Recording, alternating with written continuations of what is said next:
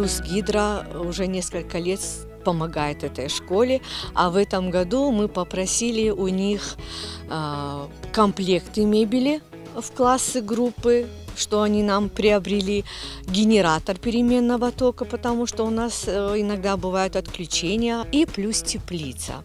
Для чего нам теплица очень важна? Наши дети очень любят работать. В сезонное время, конечно, есть возможность поработать в огороде, а вот в это время нет, а они хотят это. И мы вообще вот все работаем над тем, чтобы при выходе из этой школы наши детки были максимально адаптированы к самообслуживанию, чтобы они умели трудиться, полюбили труд.